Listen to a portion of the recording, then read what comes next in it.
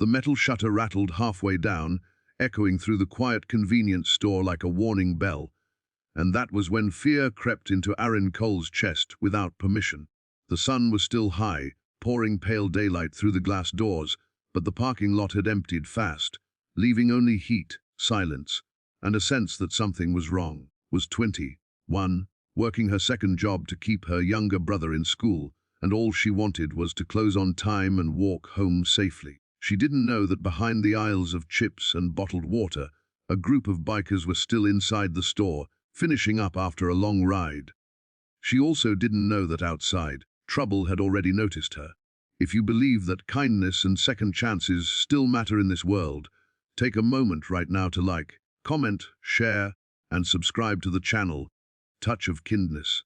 Your support helps stories like this reach hearts that need them. The trouble came in the form of three men leaning against a dusty sedan, their laughter sharp and careless, their eyes fixed on the lone cashier behind the counter.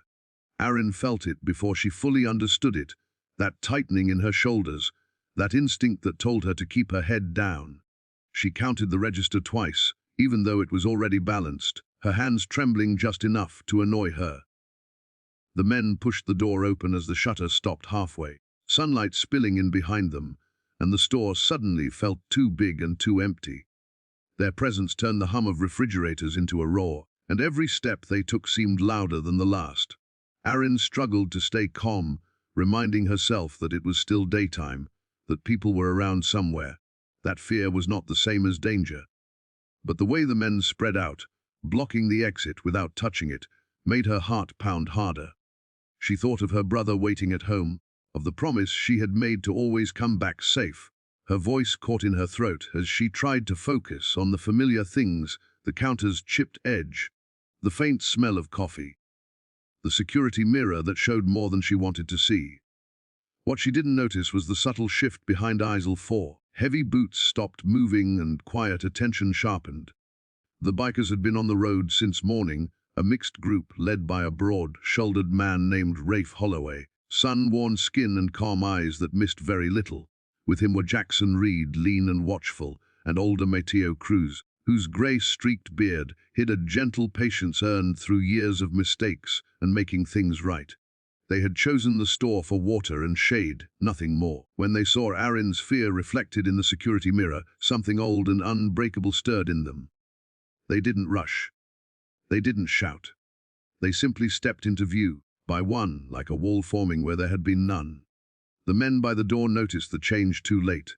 Leather vests, road, dust boots, confidence filled the space behind them, and the air shifted. Arin felt it before she turned around, a sudden sense that she was no longer alone. Her knees threatened to give out as relief washed over fear, and she gripped the counter to steady herself. The bikers didn't need threats or violence. Their presence alone carried stories of loyalty, consequences, and lines that should never be crossed. The men outside backed away, their bravado dissolving under steady, unblinking stares, and the sunlight swallowed them as they retreated to their car and drove off. When the store finally went quiet again, Arin realized she was crying, silent tears she hadn't given herself permission to shed. Mateo stayed nearby, not crowding her, just making sure she breathed. Rafe lowered the shutter properly this time, locking it with a solid finality, while Jackson checked the lot until it was empty. They waited until Arin's shaking stopped and her courage returned, piece by piece. Speeches were made, no heroics claimed. They bought their water, left exact change, and walked out into the afternoon like it was any other day. Before the ending, a special request. Please comment below where you're watching from and what kindness means to you. Later, as Arin walked home under the open sky, the world felt different. Not safer in a naive way, kinder in a real one. She understood that help doesn't always arrive with flashing lights or loud promises. Sometimes it waits quietly in the next aisle, ready to stand when it matters most. If this story touched your heart even a little, please like, comment, and share this video. Your engagement helps spread hope, and on some days is exactly what someone needs to keep going.